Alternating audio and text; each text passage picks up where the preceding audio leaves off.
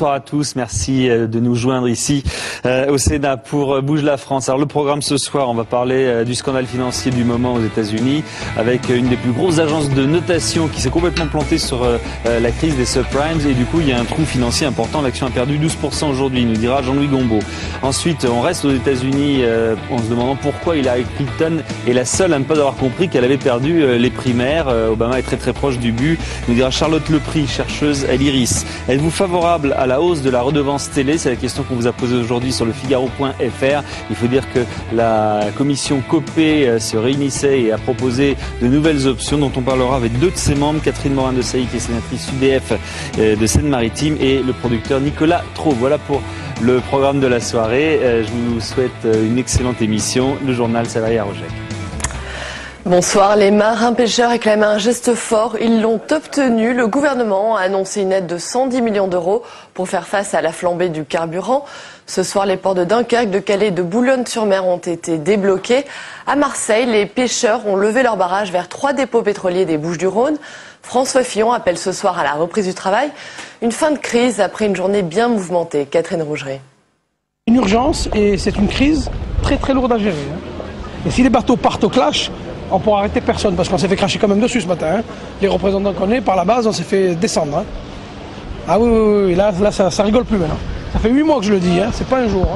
Excéder les pêcheurs. Ce matin, rien de neuf sur la table du ministre et notamment pas les aides promises par Nicolas Sarkozy. Que Monsieur Barnier arrive à convaincre Madame Christine Lagarde de convoquer les pétroliers dans l'urgence. Et c'est ce qu'on demande aujourd'hui. Et d'avoir un carburant à la pompe à 0,35, 0,40. Ce qui est tout à fait normal quand on sait le prix du baril et on sait à quel prix il en paye en dollars. On attend du gouvernement déjà d'avoir ce que le président a dit qu'il allait donner, un gasoil à 0,30. C'est pas nous qui avons avancé ce prix, c'est lui qui l'a avancé au Guilvinec. Pour l'instant, c'est ce qu'il nous faut pour reprendre dans la mer.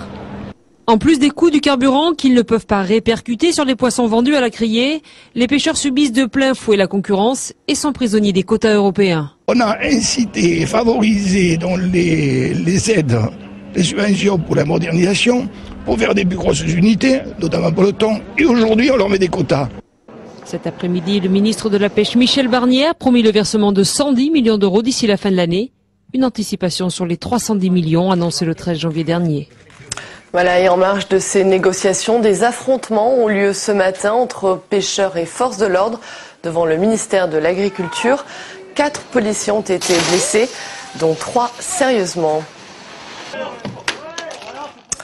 Voilà, premier vrai test pour le service minimum demain. Les fonctionnaires, les enseignants et les cheminots cesseront de travail pour la défense de leur retraite.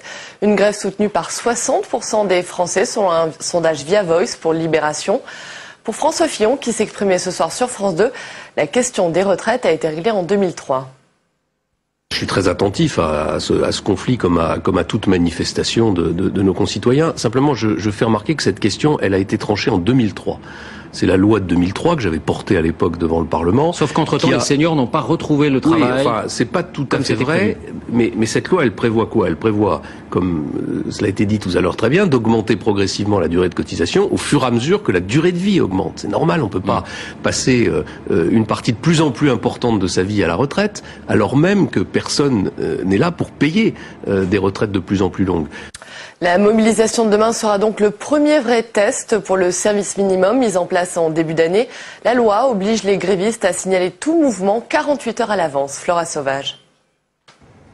Les balbutiements du service minimum vont être examinés à la loupe. Demain, les 8 syndicats de la SNCF ont déposé un préavis de grève pour s'opposer au plan du gouvernement sur les retraites. Si le service minimum dans les transports semble entrer dans les mœurs, il suscite toujours des réticences chez les syndicats. C'est-à-dire que l'agent maintenant est obligé de se déclarer 48 heures avant. S'il ne le fait pas, il est susceptible d'avoir une sanction. Et l'entreprise peut réaffecter les agents qui ne sont pas grévistes à différents endroits. En d'autres termes, les non-grévistes peuvent désormais être réaffectés sur d'autres lignes. C'est une loi qui rend beaucoup plus difficile l'exercice du droit de grève, qui rend plus difficile l'expression des salariés. Désormais, les usagers seront informés 24 heures avant la grève. Dire que ça ne va pas améliorer, ça serait peut-être pas forcément une vérité. Mais pour autant, ça ne va pas changer forcément le quotidien des gens. Demain, la SNCF prévoit 2 TGV sur 3 en moyenne, un TER sur 2 et un corail sur 2. C'est peut-être un tournant dans l'examen de la réforme des institutions. Des députés socialistes, parmi lesquels Manuel Valls, Jean-Marie Le Guen et Didier Migaud, lancent un appel à leurs collègues du PS en faveur de la réforme. Une tribune doit être publiée demain par le journal Le Monde. Après les députés, ce matin, c'est devant les sénateurs qu'Hervé Morin a présenté son projet de livre blanc de la défense. Des réductions d'effectifs et des fermetures de casernes sont annoncées. Un redéploiement financier vers les nouvelles technologies nécessaires pour le ministre de la Défense. Aux cyberattaques, on n'y répond pas par des blindés et que face à certaines menaces, on y répond en revanche par d'autres moyens, l'observation, le renseignement, pour être en mesure de répondre à des crises qui sont très volatiles et très évolutives. Les prochaines étapes, ce seront, au vu de l'ensemble des observations faites par les parlementaires, les modifications que le gouvernement voudra apporter au projet qui est en cours de préparation, et ensuite sa présentation au président de la République en Conseil, les inflexions que pourra donner le président de la République, et à l'issue de ce processus, une adoption en Conseil des ministres et la déclaration du président de la République, sans doute, sur les orientations qu'il a retenues. Le livre blanc préconise donc de mieux financer les nouveaux moyens de communication.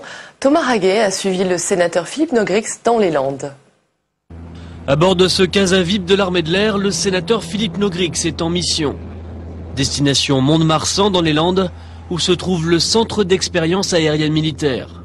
Mirage, Rafale, drone, mais pas seulement, tout l'armement de l'armée de l'air est expérimenté ici avant son entrée en fonction. L'équipement militaire, c'est aussi de plus en plus les ordinateurs, satellites et autres appareils de détection en temps réel qui vont devenir le quotidien de l'armée de l'air. Vous envoyez un Rafale, 6 heures après il est à 10 km de là, vous ramenez les images que vous voulez, vous les ramenez à l'Élysée ou à l'OM.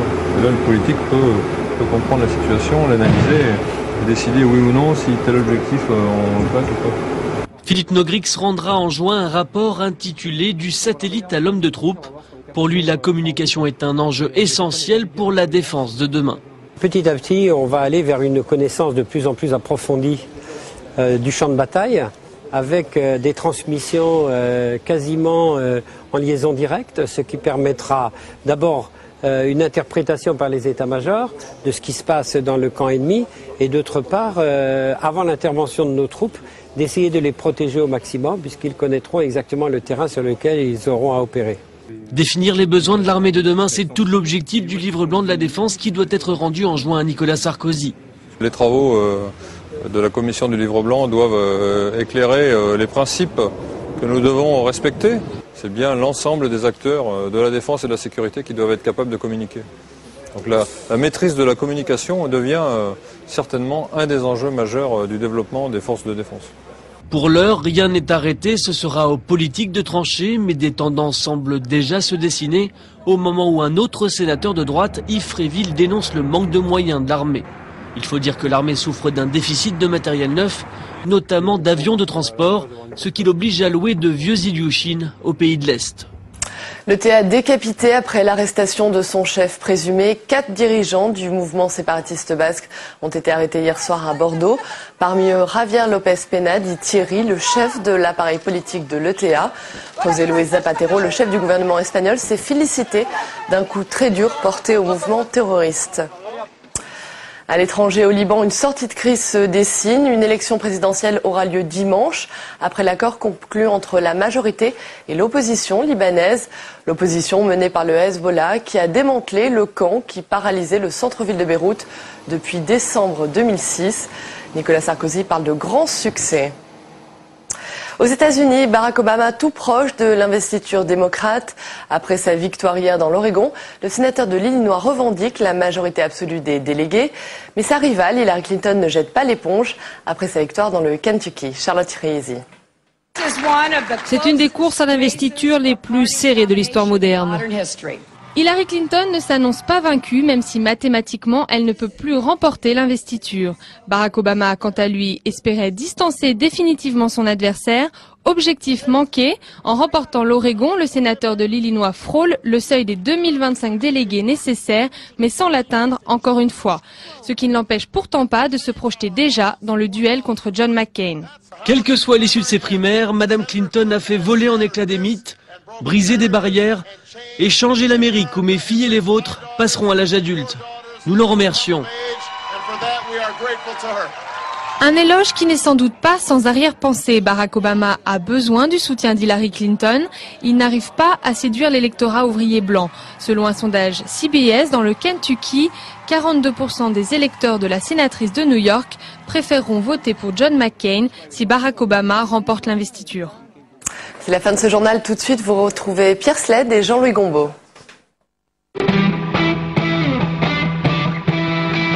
Finalement, qui croire dans les arcanes de l'économie? Aux États-Unis, la très respectée agence de notation Moody's, celle qui distribue les bons et les mauvais points, vient d'avouer une erreur de plusieurs milliards de dollars sur l'appréciation de la crise des subprimes.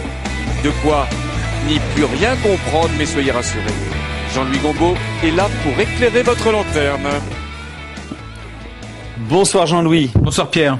Bien, on va tout réexpliquer parce que nous, on n'a rien entendu de ce qu'a dit Pierre-Henri Gergonne, mais on sait que cette agence de notation est internationalement connue et qu'elle s'est internationalement plantée sur son appréciation des programs, des subprimes. Elle a dit c'est des produits formidables alors que c'est vraiment un dossier bien pourri, on sait pourquoi, et on en a vu les conséquences. Comment une erreur comme ça peut arriver quand même? Ce sont des gens sérieux. Alors justement, Moody's ce matin nous a dit que c'était une erreur, dit-il, oui, due à un bug informatique. Je pense plutôt que c'est un véritable scandale. Parce que de quoi s'agit-il? D'abord, rappelons ce que c'est qu'un subprime. Un subprime, c'est un crédit hypothécaire, alors que les banques essaient de revendre à d'autres banques. Mais évidemment, vous ne pouvez pas savoir à l'intérieur du subprime quelle est la qualité des différents débiteurs qui ont emprunté dans l'immobilier. Et donc, à ce moment-là, vous avez besoin d'une agence de notation qui va vous dire, ce crédit, comme une SICAV en quelque sorte, ça c'est de la bonne qualité, vous pouvez l'acheter, il n'y a pas de problème. Les gens qui sont à l'intérieur sont tout à fait solvables. Et donc, Moody's attribue donc ce qu'on appelle un très bon taux de rating, AAA. AAA a de l'ordre de plus, on nous a dit ce matin. C'est comme l'andouillette, les AAA. Oui, exactement, mais là, normalement, il faut respecter une certaine qualité dans l'andouillette, mais là, il semble bien que dans ce cas précis, ça n'a pas été fait. Et ça a porté, nous a dit Moody's ce matin, sur plusieurs milliards de dollars. Et effectivement, là, on est complètement ahuri. Comment alors Moody's nous dit, j'ai fait une erreur informatique, c'est un bug. Effectivement, il a appuyé peut-être 3 fois sous la touche A. A, ça veut dire très bonne qualité, alors qu'il fallait appuyer sur la touche B, la touche B qui est mauvaise qualité et qui aurait effectivement rebuté les acheteurs.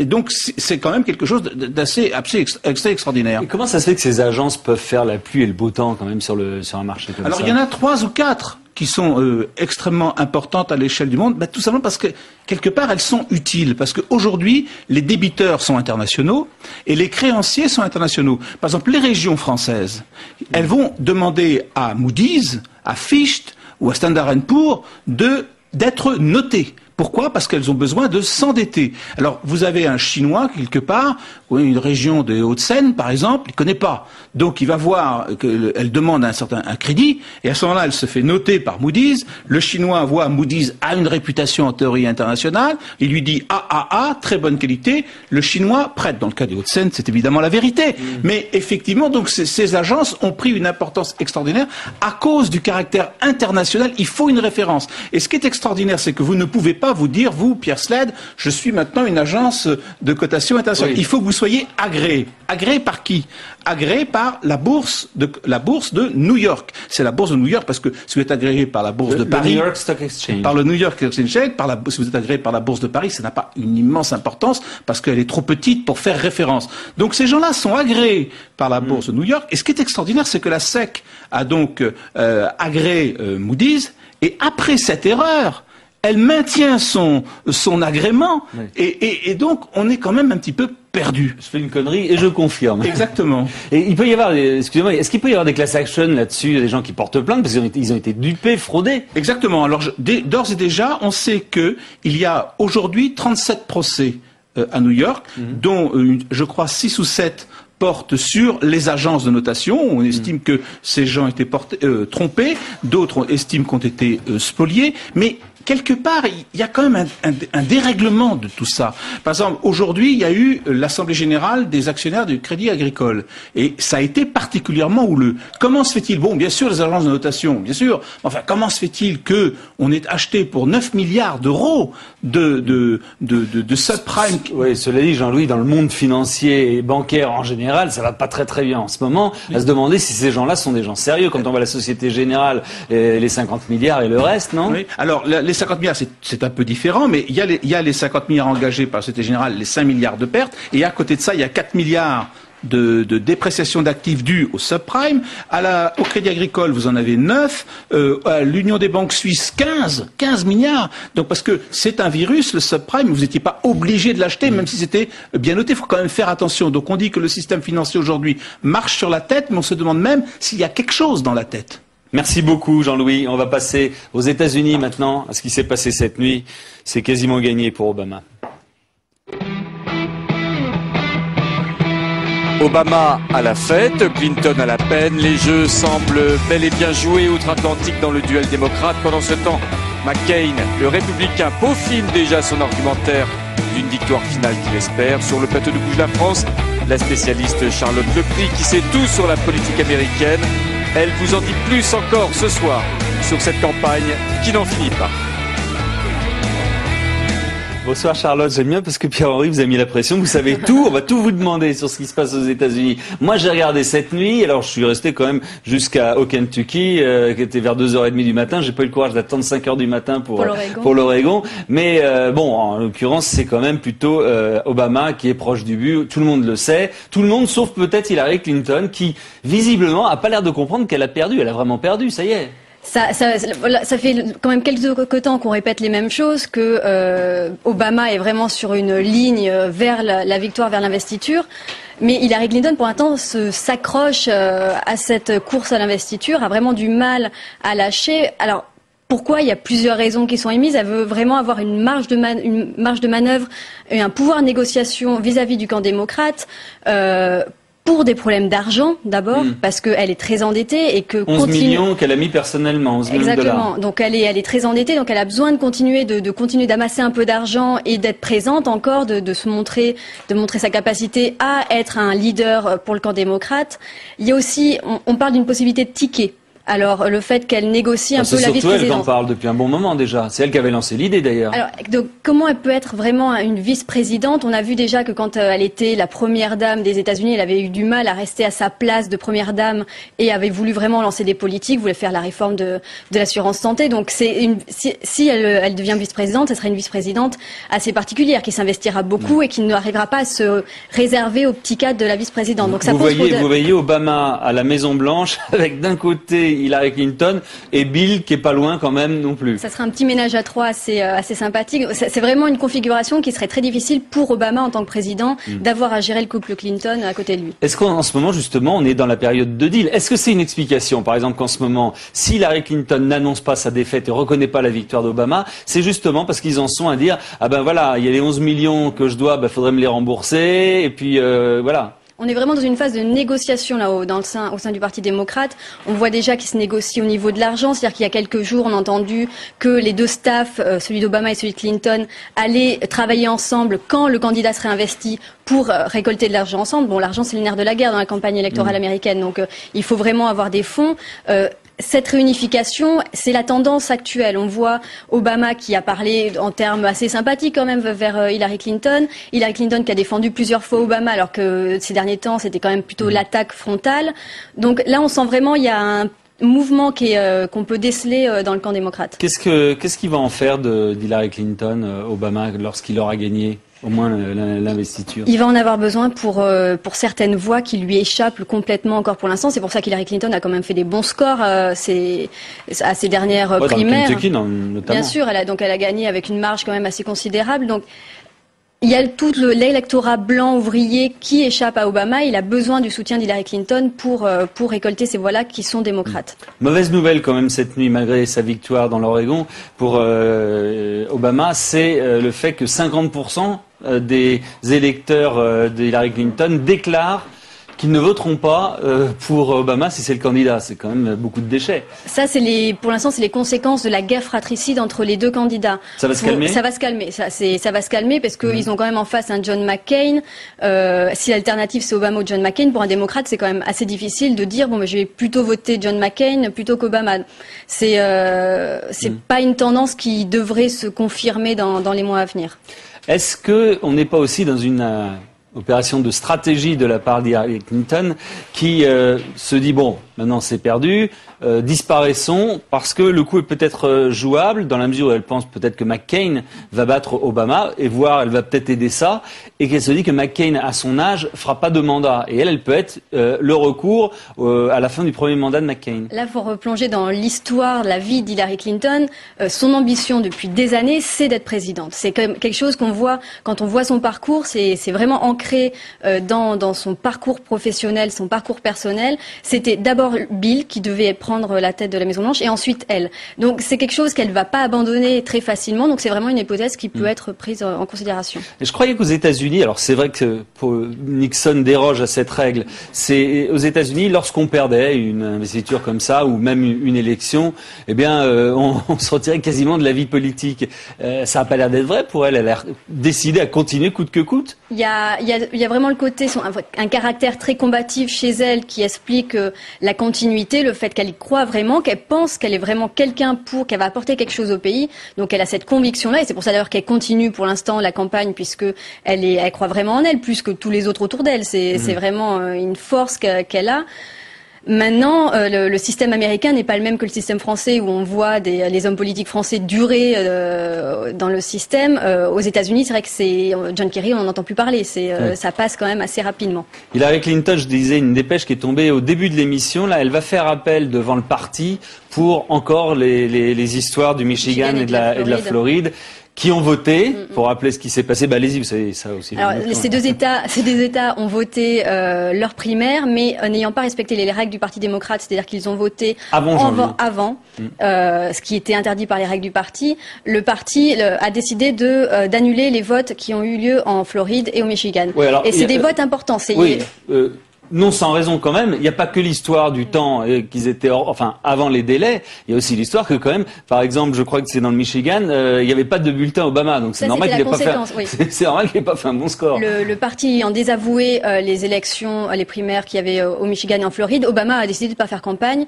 Hillary, elle était la seule à vraiment être présente sur le terrain et à avoir mené campagne et donc elle a récolté des bons scores. Elle a un potentiel de voix dans ces deux États-là qui est conséquent, qui pourrait la ramener à un niveau assez proche d'Obama en termes de délégués. Donc elle mise là-dessus et on aura la réponse le 31 mai. Oui, mais qu'est-ce que vous en pensez? Parce que c'est une commission qui va se réunir effectivement à la fin du mois, mais franchement... C'est une commission avec les cadres du Parti démocrate. Il y a Howard Dean, et Howard Dean, c'est le président du Parti démocrate qui a dit qu'il faudrait que tout soit réglé en juin et je pense qu'il est conscient que s'il accorde le Michigan et la Floride à Hillary, il relance la course et donc la fin en juin est peu probable. Oui, et relancer la course, c'est pas forcément profitable au clan démocrate.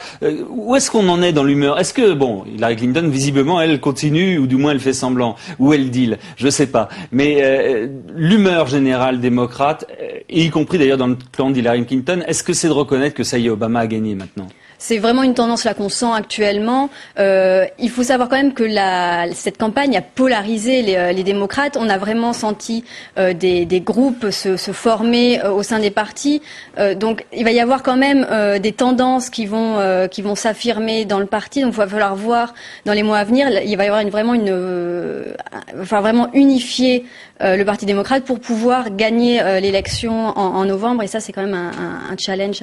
Qu'est-ce que vont changer les 3 dernières consultations? Il y a le Dakota du Sud, le Montana, Porto Rico. Pas grand-chose puisqu'il y a peu de délégués, donc mathématiquement, en termes de voix, ça va pas changer. Est-ce qu'Obama peut avoir finalement la majorité absolue, ce qui est de 2026, il en est à 1957, il lui manque 49 Il lui manque un petit peu, sachant que là, dans votre compte, il y a les super délégués qui sont intégrés. Donc les super délégués, ça reste quand même la grande inconnue de ces primaires. Il va remporter l'investiture. C'est quand même assez évident. Les super délégués vont se ranger derrière lui. Donc les 3 élections qui vont venir ne vont pas changer grand-chose fondamentalement. Que fait McCain pendant ce temps-là? Il y a une quinzaine de jours, eh bien, il tapait gentiment sur Obama, qui était sa cible privilégiée. Maintenant, il sait que c'est lui qui l'aura en face dans un an. Est-ce qu'aujourd'hui, il a changé de stratégie, McCain? McCain, c'est peut-être le plus visionnaire de tous, c'est-à-dire que ça fait quand même quelques mois qu'il parle à Obama. Il a complètement occulté. Il a zappé Clinton. Complètement. Hein, donc c'est lui qui, depuis le début, parle à Obama. Alors là, on voit vraiment une campagne qui se joue sur la politique extérieure. Il y a Cuba qui est venu dans le sujet, il y a l'Iran, et c'est assez intéressant puisque c'est rare dans les élections américaines qu'il y ait un intérêt pour les questions internationales, puisque les Américains quand même sont intéressés par la chute du dollar, par leurs problèmes économiques et sociaux, la crise de subprime. Donc là, de focaliser un peu sur l'inexpérience d'Obama, puisque c'est quand même le thème majeur de McCain, c'est un peu ce qui se passe en ce moment du côté républicain. Est-ce que l'image de Bush le plombe quand même bien McCain?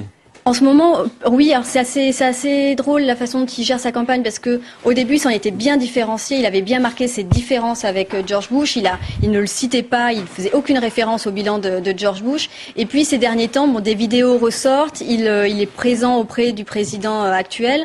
Ça va être c'est son talon d'Achille de toute façon. Il doit vraiment marquer la rupture par rapport au président actuel pour pouvoir montrer une nouvelle voie républicaine. Et là, se rallier à Bush ou au moins continuer à parler de lui ou à être présent à côté de lui, ça peut être un handicap pour sa campagne. Vous avez évoqué l'aspect financier tout à l'heure, avec les deux candidats démocrates qui continuent de dépenser de l'argent. Je pense que les deux cumulés, on arrivera à une belle somme à la fin de l'investiture. De son côté, McCain, lui, a mis les aérofreins depuis bien longtemps. À l'arrivée, les républicains ont dépensé très peu d'argent par rapport aux démocrates. Est-ce que ça va se retrouver dans un moment de la campagne? Est-ce que déjà les républicains ont un avantage non négligeable, stratégique et financier? Alors actuellement, oui, John McCain a très peu dépensé pendant sa campagne. Il a un trésor de guerre actuel pour la campagne générale. Du côté démocrate, on voit quand même qu'il y a un certain essoufflement de la part des donateurs qui ont donné, redonné et redonné pour Hillary Clinton ou Barack Obama pour qu'ils continuent leur campagne. Donc ça risque d'être un problème dans les mois à venir si les démocrates n'arrivent pas à renflouer leur caisse pour la campagne générale, alors que les républicains, eux, pour l'instant, sont dotés avec leurs appuis habituels. Qu'en pensez-vous? Qu'est-ce qui va se passer? Hillary Clinton, elle va aller jusqu'au bout, ou là, vous le sentez qu'elle peut déclarer sa défaite dans les heures, voire les jours qui viennent? Ça se joue un peu dans les coulisses, donc il faudrait voir ce qu'elle est en train de négocier, ce qu'elle veut négocier absolument, c'est ce qu'elle est en train de faire. On parle quand même de juin, le mois de juin, c'est quand même là où tout va se décider. À un moment, il va falloir qu'elle pense à son camp avant de penser à elle. Et c'est à ce moment-là que tout va se décider. Voilà, en souhaitant la victoire d'Obama, ça on en est moins sûr. Merci beaucoup Charlotte. On va parler de télé maintenant, car la commission Copé s'est réunie et a fait de nouvelles propositions, on en parle. Et faut-il augmenter la redevance télévision pour pallier à la suppression de la publicité sur les chaînes publiques? C'est l'une des 3 propositions que la commission Copé a dévoilée cet après-midi, laissant au gouvernement le choix définitif. Bref, rien n'est tranché, mais le débat continue dans Conférence. En compagnie de Pierre Slade et au téléphone, la sénatrice Catherine Morin-Desailly. En plateau, le producteur Nicolas Traube. Ils sont tous deux membres de la commission Copé sur l'avenir de l'audiovisuel. Bonsoir Nicolas. Bonsoir. Alors cette commission, il y a eu des effervescences ces jours-ci, notamment hier, une information qui est sortie dans les Échos disant qu'il y allait y avoir une augmentation de la redevance, c'était tranché et ce sera même de 14 €. Jean-François Copé a démenti. Qu'est-ce qui s'est passé en vrai? Est-ce que vous en avez vraiment parlé? On le sait, oui, mais aussi précisément. D'abord, je ne le dirais pas si on en avait parlé, mais on n'en a pas parlé. Je ne comprends pas d'où est venue cette information. On a essayé pendant 2 minutes peut-être de savoir à qui elle pouvait profiter.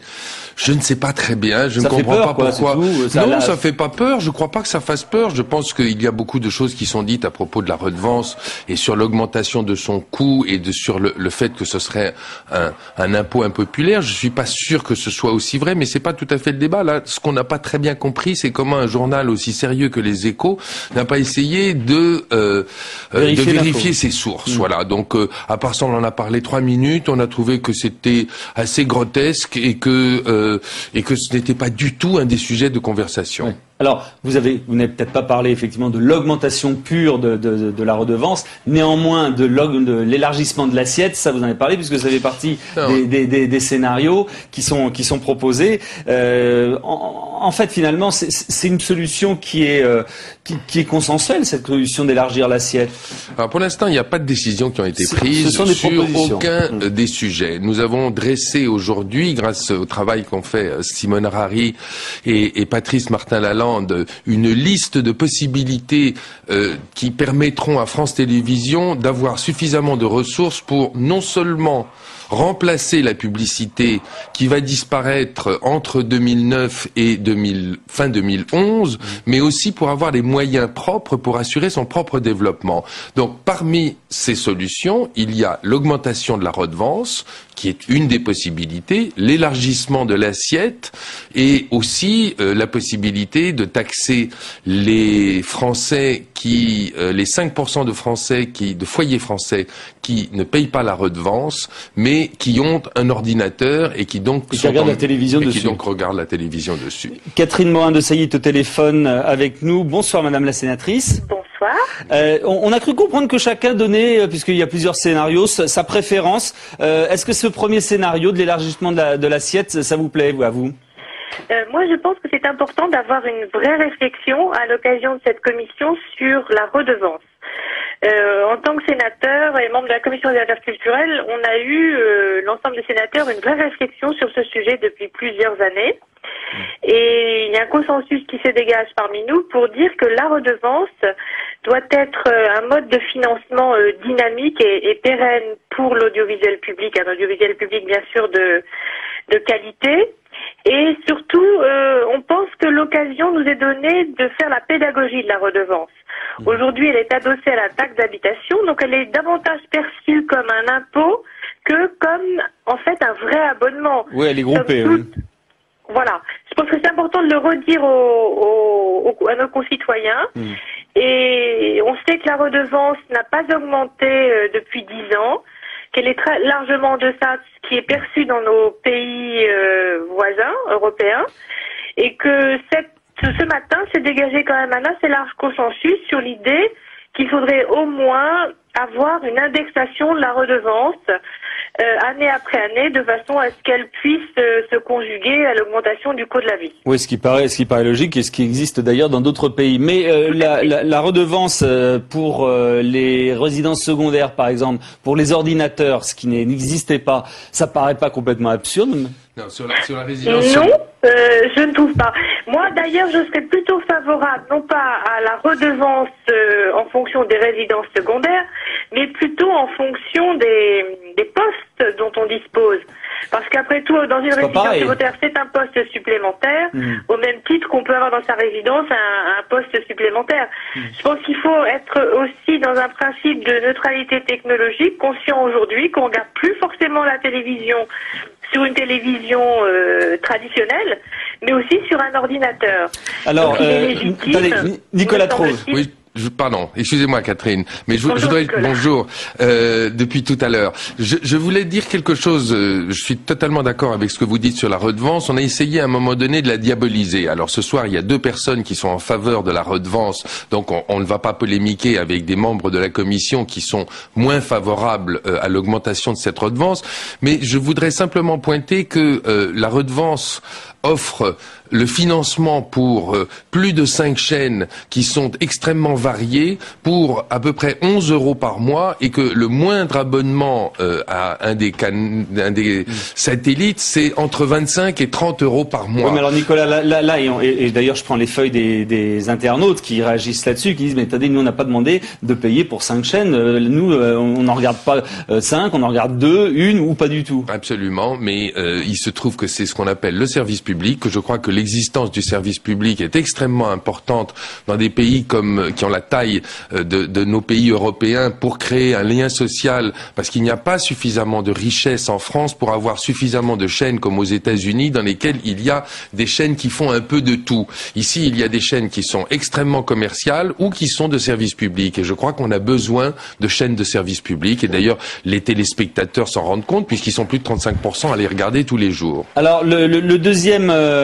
axe qui est donné, c'est l'affectation de la redevance allouée à RFI et à l'INA, à l'Institut National de l'Audiovisuel. Ça fait un peu racler un peu les fonds de tiroir. On ramènerait ça dans le giron de France Télévisions. Est-ce que, bon...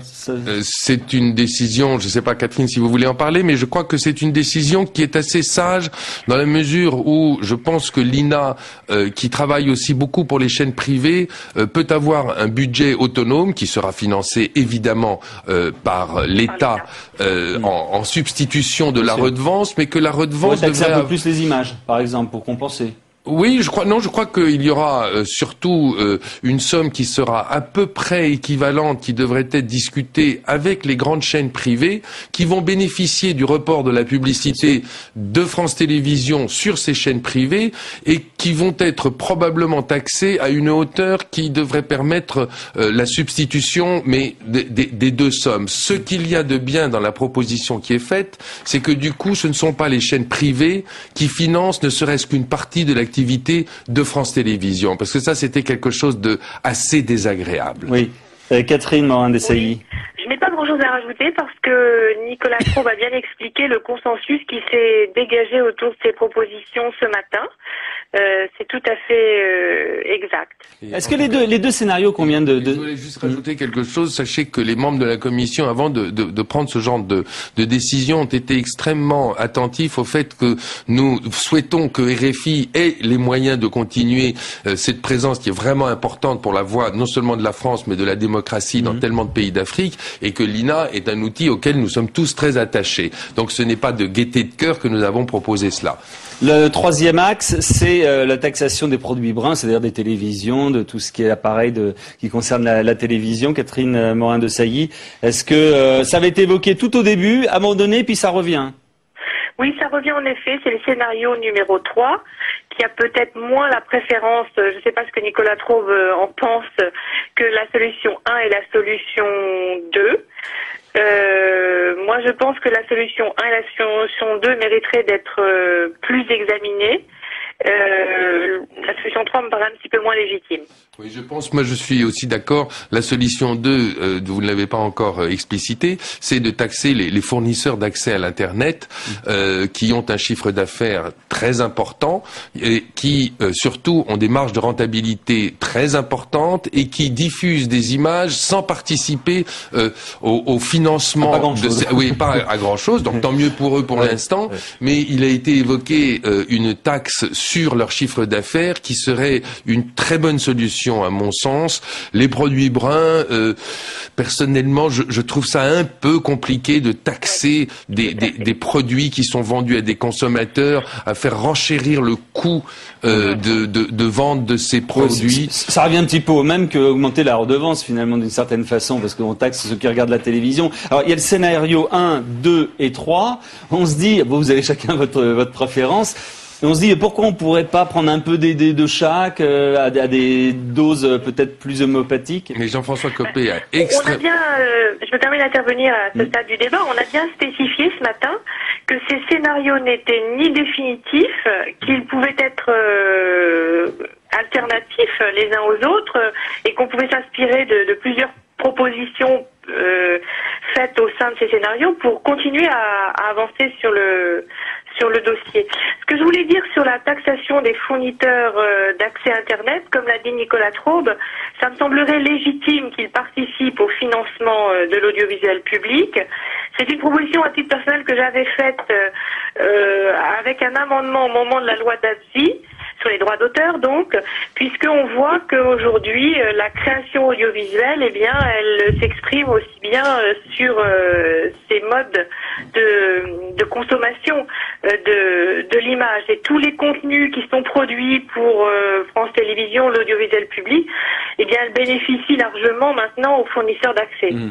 Il y a juste, parce que c'est dans le prolongement, Jack Khalid, qui est fait partie de votre commission, sénateur, ancien ministre, demande un moratoire sur la publicité en disant pour l'instant c'est pas trop encore comment ça va s'organiser, donc ne touchons à rien. Ça fait bizarre de dire, alors que vous planchez dessus, que voilà, non, on a l'impression que ça a avancé. Ça fait pas bizarre, nous avons tous été surpris par une annonce, nous sommes face à cette décision qui est de tenter de supprimer la publicité sur les chaînes publiques. Nous sommes tous à l'intérieur de la commission extrêmement attachés à l'existence d'un service public fort, et chacun d'entre nous exprime à sa façon ses craintes sur la possibilité qu'il y a de trouver des moyens pour remplacer la publicité.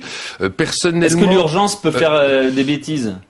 Peut vous amener à prendre des mauvaises solutions. On va pas répondre à la question comme ça, parce que nous avons suffisamment de temps pour répondre, j'espère, pour ne pas proposer des bêtises, puisque que justement, de toute façon, nous avons décidé aujourd'hui, il y a un consensus qui dit que il nous faudra garder de la publicité sur France Télévisions jusqu'à la fin 2011. La décision qui a été prise aujourd'hui, c'est qu'il n'y ait plus de publicité sur les chaînes du service public au-delà de 20 heures. Mais je pense que avec la publicité qui existera, de toute façon, vous savez, il y a une question qui se pose et qui n'a pas été très souvent abordée, qui est que nous sommes dans un secteur dans lequel la récolte de la publicité devient de plus en plus difficile. Il y a des problèmes sur toutes les chaînes généralistes hertziennes pour atteindre leurs objectifs en termes de volume de publicité. Le service public n'y aurait pas échappé. Alors nous pensons que c'est peut-être une occasion de poser les questions différemment et de ne pas oublier la redevance qui, elle, est là justement pour permettre à des gens de payer pour des programmes qu'ils connaissent et qu'ils voient. Catherine Morin-Desailly, pour conclure en 30 secondes sur le moratoire, qu'est-ce que ça vous inspire? Moi, je trouve qu'il ne faut pas être dans une posture conservatrice. L'occasion nous est donnée à un moment charnière où il y aura le basculement de l'analogique au numérique, où les modes de consommation de l'image se trouvent très fragmentés aujourd'hui, très différenciés. Donc, il faut saisir cette occasion pour réfléchir plus largement. La question financière est bien sûr essentielle, mais plus largement au contenu, à l'importance du global média, etc. Il faut aussi souligner il y a une période transitoire qu'a évoqué aussi Nicolas Traube, qui va durer jusqu'au 1er janvier 2012, qui est le basculement définitif dans l'ère numérique. Et sans doute, à cette date-là, aura-t-il fallu faire un premier bilan de la première tranche de suppression de la publicité. Ça me semble important. Très bien, merci beaucoup à tous les deux. Merci à vous. Bon travail, bon courage. On va passer le dernier coup de fil, nous.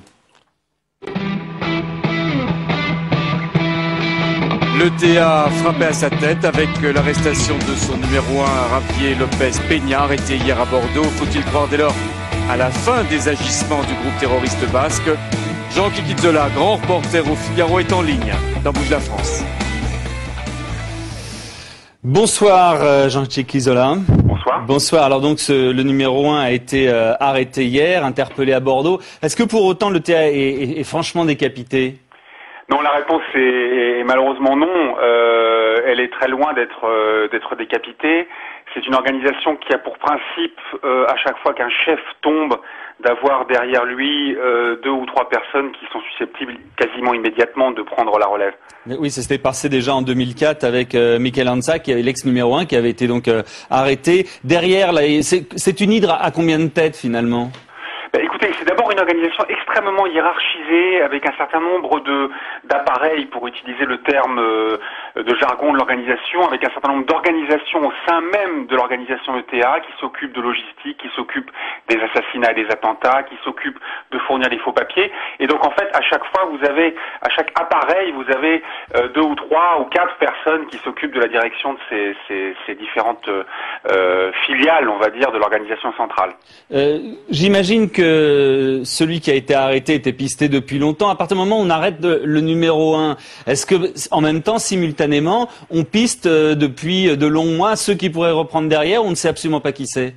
Non, les services de renseignement français et espagnols ont naturellement une idée sur les personnes dont il s'agit. Encore faut-il pouvoir les arrêter quelque part en France ou en Espagne. Ça veut dire que là, prochainement, il y aura un nouveau numéro 1?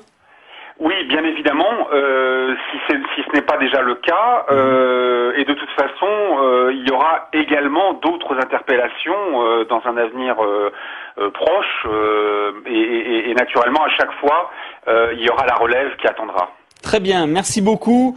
Je vous souhaite une excellente soirée.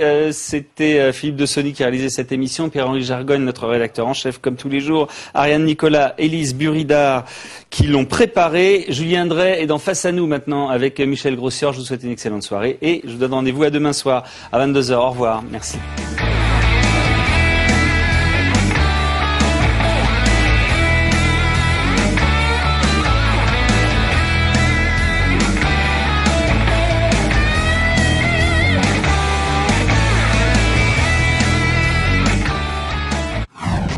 Et tout de suite, Face à nous, le grand rendez-vous politique de Public Sénat, animé par Michel Grossior.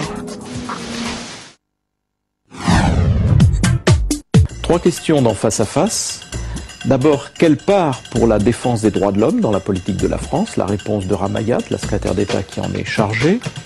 Quel est l'état de l'opinion des Français? Quelles sont les chances de Nicolas Sarkozy de recouvrer un minimum de popularité? Les réponses de Brice Teinturier, le spécialiste de la Sofres. Et quelle doit être la réforme de la grande distribution pour lutter contre la vie chère? Les réponses de Serge Papin au nom des magasins U. Face à face avec Jean-Marie Colombani, c'est sur Public Sénat, la chaîne d'information politique.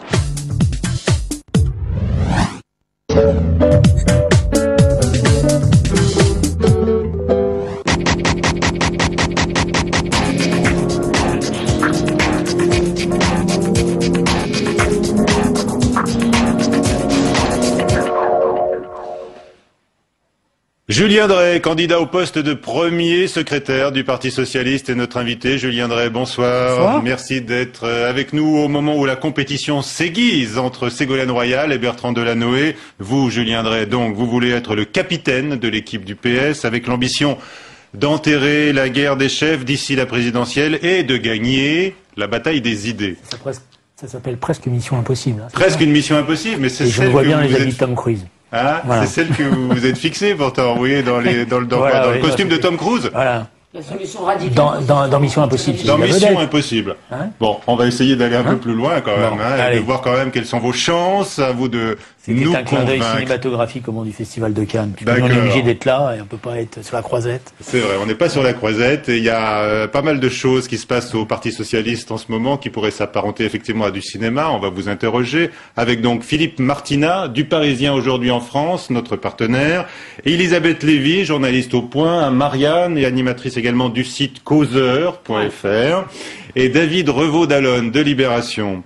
Du cinéma, donc, je ne sais pas, expliquez-nous ce qui se passe. C'est assez curieux, Julien Drey, puisqu'on assiste à une sorte de surenchère libérale actuellement au Parti Socialiste. Je suis socialiste et libéral, annonce Bertrand Delanoë dans son livre « De l'audace ». Quant à Manuel Valls, eh bien lui, il veut que le mot libéralisme soit ajouté à la déclaration de principe du Parti Socialiste. Alors est-ce que vous vous inscrivez dans cette vague? Vous savez, avant, on disait qu'un congrès du Parti Socialiste, ça se gagnait à gauche. Et donc, souvent, c'est vrai, dans l'exercice préparatoire au congrès, il y avait des positionnements qui étaient plus à gauche que la réalité ne l'imposait. Alors c'est vrai que là, depuis quelques jours, la question que je me suis posée, c'est est-ce qu'on n'est pas en train d'inventer un nouveau théorème? C'est que finalement, un congrès du Parti Socialiste, ça se gagne plus sur la gauche, ça se gagne sur la droite, encore que le terme est un peu péjoratif, pour nous, en tous les cas pour les socialistes. Mais c'est vrai qu'il y a une sorte de souci de respectabilité qui s'est installé dans cette discussion. Bon, je ne sais pas si elle est très porteuse. En tout cas, j'ai pas le sentiment, moi, que les militants socialistes aujourd'hui aient envie de changer de nom, premièrement, aient envie d'abandonner leur propre identité, alors qu'il faille moderniser, qu'il faille réfléchir, qu'il faille s'enrichir de tout ce qui se passe, oui. Mais si vous voulez, je trouve que les mois passant, l'actualité du combat socialiste est visible avec ce qui se passe à l'échelle de la planète. Pour la première fois à nouveau, des émeutes de la faim. Donc la question de la répartition des richesses est à nouveau posée, ce qui se passe en Amérique latine. Donc je vois pas pourquoi tout d'un coup les socialistes auraient peur de leur identité, de leur culture. Voilà. Est-ce que Bertrand Delanoë n'est pas un peu dans un jeu d'équilibre? C'est-à-dire qu'à un moment, il s'est plutôt marqué à gauche en refusant les alliances avec le MoDem au moment des municipales. Aujourd'hui, il fait apparaître le thème du libéralisme, qui d'ailleurs, quand on le lit bien, c'est plus un libéralisme politique. Et il fait apparaître d'autres termes. Il parle de la flexibilité. Il ne faut pas renier le mot, dit-il. Et il ajoute qu'il faut donc briser bien des idoles. La flexibilité, c'est Lionel Jospin l'avait déjà introduite. Donc, si on y met à côté la sécurité, où j'allais tomber. Si on y met à côté la sécurité, oui, c'est une démarche que nous revendiquons, c'est-à-dire peut-être une plus grande liberté du point de vue des entreprises, mais à partir du moment où des garanties sont données aux salariés, bon, enfin, je suis d'accord avec vous. Voilà. Moi, j'ai lu aussi, là, j'ai sous les yeux le passage, pour l'instant, parce que je n'ai pas le livre, le passage sur le libéralisme, et on voit bien qu'il y a une sorte de petite confusion. Alors, est-ce qu'elle est délibérée? C'est-à-dire qu'en gros, on fait un petit clin d'œil en essayant de dire, voyez, moi aussi, je suis moderne, je suis, voilà. Parce que c'est vrai que c'est assez confus dans ce qui est écrit. Il est expliqué que le libéralisme est une philosophie née du combat des Lumières, que c'est évidemment, je dirais, à côté de ce qui était le combat pour la liberté, que les socialistes peuvent pas être le combat pour la liberté, ils s'identifient même souvent à ce combat-là. Bon, donc le libéralisme politique, oui, d'accord, mais le problème, c'est que après, il y a ce qu'on appelle le libéralisme économique, ce n'est pas la même chose. Tout ce discours, est-ce que ça renforce votre détermination? Je me dis souvent que ça va pas être une tâche facile, et c'est pas un cadeau, honnêtement, que d'avoir à assumer la fonction de premier secrétaire du Parti socialiste dans les mois qui viennent. Mais je me dis aussi que c'est un moment donné où il va falloir imposer un certain nombre de règles de travail en commun, d'esprit de famille, que c'est une des choses qui nous manque le plus, parce qu'on voit bien, y compris dans la préparation de ce congrès, que chacun dit qu'il veut jouer collectif, mais commence par jouer perso. Et commence par retrouver les bonnes vieilles méthodes, qui d'après moi sont d'ailleurs, je vous le dis honnêtement, totalement dépassés. C'est-à-dire croire que les militants socialistes sont des supporters ou des moutons et que il suffit de leur publier la liste d'un certain nombre de grands féodaux pour croire qu'ils vont, à partir de là, je dirais, spontanément aller vers celui qui publie ces listes-là, c'est se tromper. C'est ne pas, y compris, avoir bien compris ce qui s'est passé au moment de la désignation interne de notre candidat à l'élection présidentielle. Parce qu'on s'était posé cette question-là. Et que nous avions, nous, à l'époque, refusé de tomber dans ce piège de la liste des soutiens, qui aurait été, à l'époque, très important. Qu'est-ce qui vous distingue des autres? Vous êtes aussi perso dans votre démarche? Ah non, moi j'essaye simplement de me mettre dans une situation... Non, vous avez remarqué, moi d'abord, j'ai fait un travail qui est différent du travail qu'ils ont fait. C'est ce livre. Et maintenant, voilà. Où vous brisez... écrit un livre PS. Oui, mais moi j'ai pas écrit un livre sur ma vision du monde, de l'état de la société. Et il n'y a pas de programme Julien Drey sur le monde. Et voilà, j'ai essayé de dire, voilà la situation dans laquelle on est, voilà le contrat que je propose de passer aux militantes et aux militants du Parti socialiste. Donc je me suis pas adressé au pays pour faire que le pays fasse pression sur mon parti. Je me suis adressé à mon parti, à ses militants, à la gauche, et j'ai dit les choses très clairement. Vous remarquerez d'ailleurs que, je ne sais pas que je vais faire être prétentieux, mais que je suis pour l'instant le seul, et puis c'est comme ça parce que c'est aussi ma culture, à défendre une identité du Parti socialiste dans son fonctionnement. J'ai apporté des choses qui sont peut-être pas très sexy pour vous les journalistes, parce que évidemment c'est ce qu'on appelle la cuisine interne. Mais j'ai abordé la question de notre journal, j'ai abordé la question de nos adhérents, j'ai abordé la question du fonctionnement de notre parti. J'ai abordé une question qui pour moi est essentielle, c'est comment faire de notre parti un parti d'éducateurs politiques, c'est-à-dire comment faire que nos militants soient formés pour justement être sur leur lieu de travail des relais et des combattants du combat idéologique. Voilà, ce sont des questions qui sont pour moi très importantes. Elles sont même, je vais être encore plus précis, plus importantes que ces grands débats idéologiques qu'on essaie de nous imposer aujourd'hui. Justement, quand même, Julien Drey, excusez-moi, vous avez raison. Vous avez raison, sans doute. Je pense que c'est intéressant, effectivement, de s'intéresser au parti autrement que si c'était de vieilles machines et lire leurs candidats tous les 5 ans.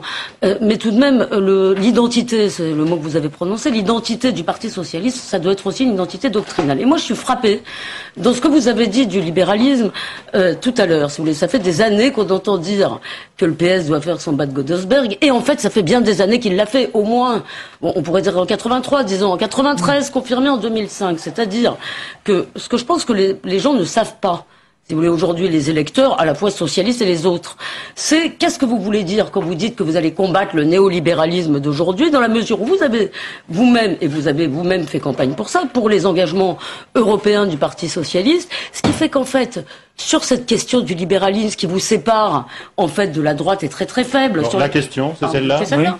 C'est plus une analyse politique de qualité d'ailleurs. bon, qui renvoie aux convictions de Mme Lévy que je connais sur la question européenne et que je respecte. Mais je voudrais juste vous faire remarquer que dans la campagne des élections présidentielles, je suis un de ceux, pas tout seul, je l'avais fait avec François Rebsamen, à l'époque, nous avions fait au Congrès du Parti socialiste la synthèse justement entre les partisans du oui et les partisans du non. Ce qui nous a permis de travailler de bonne manière d'ailleurs, par exemple, avec Jean-Pierre Chevènement dans la campagne présidentielle. Et donc nous avions dépassé ce conflit sur la Constitution européenne pour avoir une vision du développement de l'Europe qui était commune sur les grandes politiques publiques qu'il fallait mettre en avant, sur le fait que l'Europe devait se doter d'instruments en matière de politique industrielle, la Banque centrale européenne devait avoir face à elle un gouvernement économique de l'Europe. Il fallait que l'Europe soit capable. Il fallait que l'Europe soit capable. À 27, vous n'y arriverez pas. Et on avait expliqué, je pense à juste titre, qu'on peut très bien aujourd'hui engager ce que nous appelons nous des coopérations avec un certain nombre d'États pour peser dans ces directions. Alors, on sait qu'il y a eu une grande polémique autour du mot libéral dans l'Union européenne. Aujourd'hui, c'est donc Manuel Valls qui dit qu'il faut que le mot libéralisme entre dans la déclaration de principe que le Parti socialiste a adoptée récemment. Est-ce que vous y êtes favorable, oui ou non? Non, je vous l'ai dit, je ne suis pas favorable. Mais d'ailleurs, de la même manière que je ne suis pas favorable au fait que le Parti socialiste change de nom. Alors, le libéralisme, du point de vue de la philosophie politique de ceux qui sont des spécialistes, donc oui, c'est une philosophie éminemment respectable puisqu'elle est totalement impliquée dans le combat de ce qu'on appelait la philosophie des Lumières. Mais aujourd'hui, l'étendard du libéralisme, qu'on le veuille ou non, c'est l'étendard d'une économie totalement financiarisée, débridée, et qui produit, je crois, les plus grands conflits qu'on ait jamais connus à l'échelle de la planète. Il faut savoir, et vos téléspectateurs doivent le savoir, que les inégalités à l'échelle de la planète n'ont jamais été aussi fortes qu'en ce début de XXIe siècle. Même au temps du Moyen-Âge,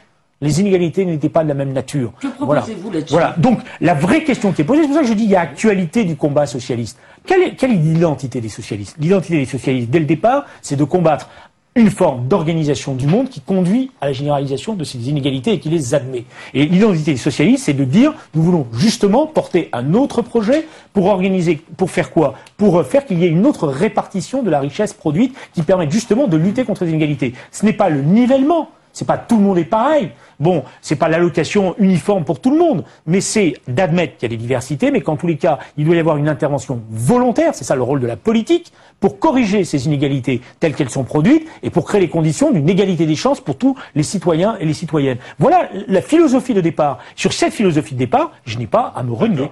David Revaud-Dallon. Alors, au-delà de la question du libéralisme, de son utilisation, pour ne pas dire de son exploitation politique dans ce cas-là, il y a la question du rapport au marché, tout simplement, qui est quand même un problème du Parti socialiste, puisqu'on a vu que dans la récente déclaration de principe dont le PS vient de se doter, c'est tout simplement résumé en une formule assez elliptique qui est une économie sociale et économique de marché. Donc Elisabeth parlait du bas de Godesberg qui à l'évidence a été fait, a pas été fait, on ne sait pas bien. Hein. Comment doit se positionner le PS par rapport au marché justement? Vous savez juste qui a inventé le terme d'économie sociale de marché? C'est Florent Fabius, je crois. Non, pas du tout. Les Allemands, non? Mais non, pas du tout. C'est le Parti communiste chinois. Voilà. C'est le Parti communiste chinois, il y a à peu près 15 ans de cela, qui, dans une de ses résolutions, a inventé l'économie sociale de marché. Elle est plus de marché que sociale en Chine. Hein. Voilà. Non, mais je fais juste un petit clin d'œil pour l'histoire. Donc, quelle doit être la position du PS face au marché? Enfin, il faut quand même résoudre ce problème qui vous poursuit depuis 20 ans. Je vais tourner la question autrement. Quelle doit être la position du Parti socialiste à l'égard de l'eau ou de l'air?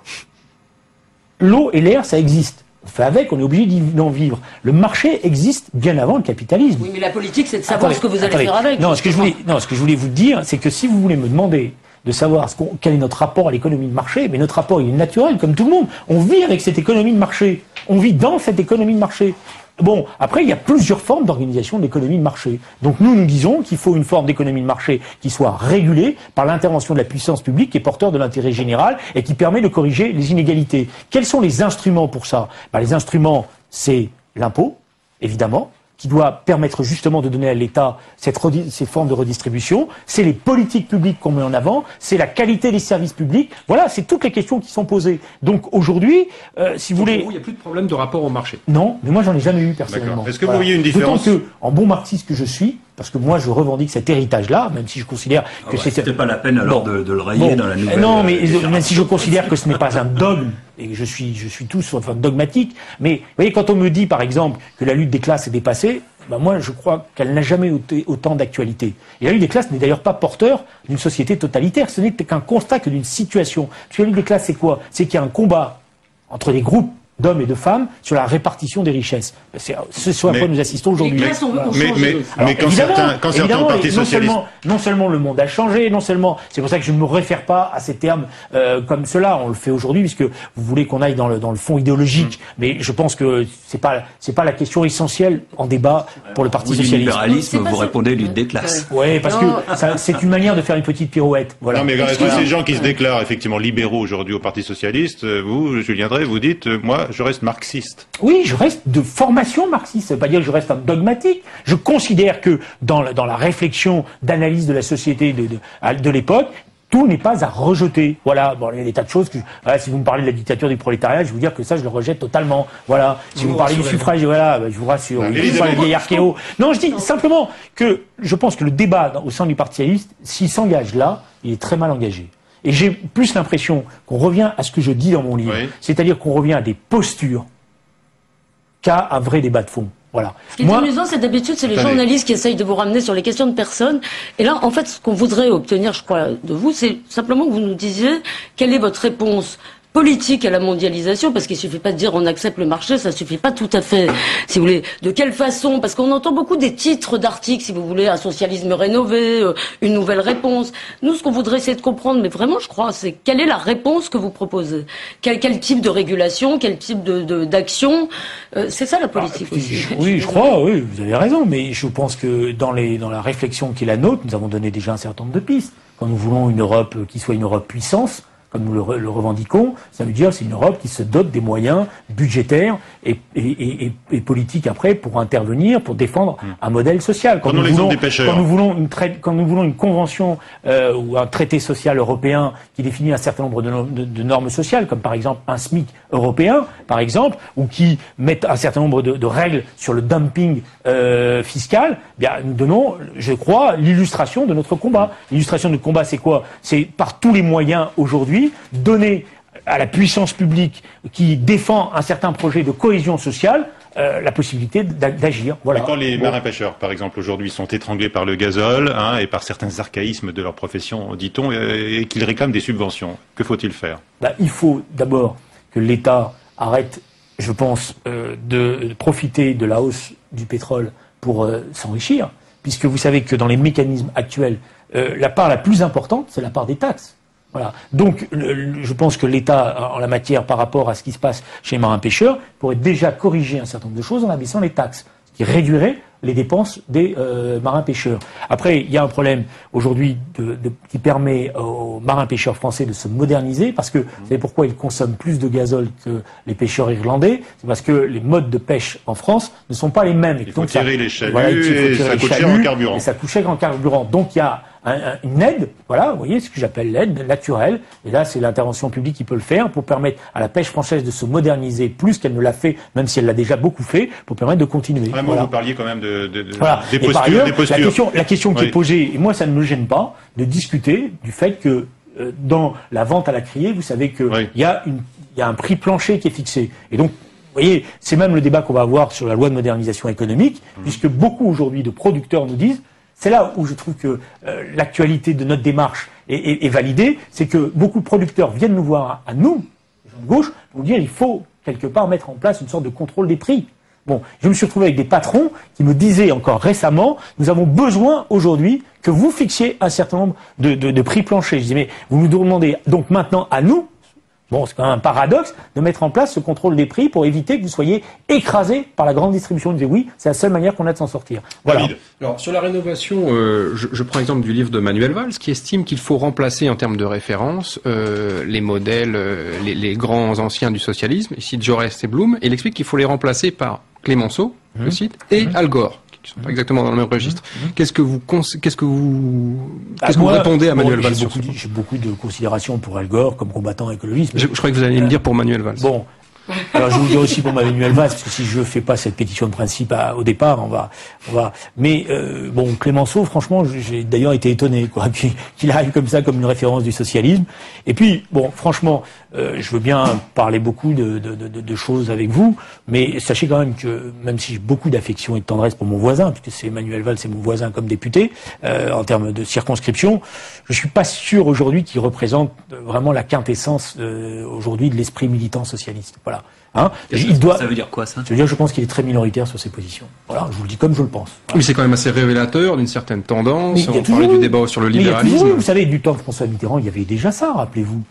Ces débats avec Michel Rocard, dans le congrès de Metz, à la fin des années 70, etc. Bon, mais moi, je pense que, d'ailleurs, Manuel a décidé de dire ce qu'il pense, et ça, c'est bien. Parce qu'au moins, il alimente le débat politique. Il contribue à cela. Je lui ai dit à plusieurs reprises, je suis pas sûr que ton positionnement idéologique corresponde à la réalité de la situation dans le monde et dans notre pays aujourd'hui. Vous parlez en termes fleuris entre socialistes. Pourquoi vous voulez que je dise quoi? Non, mais je sais pas.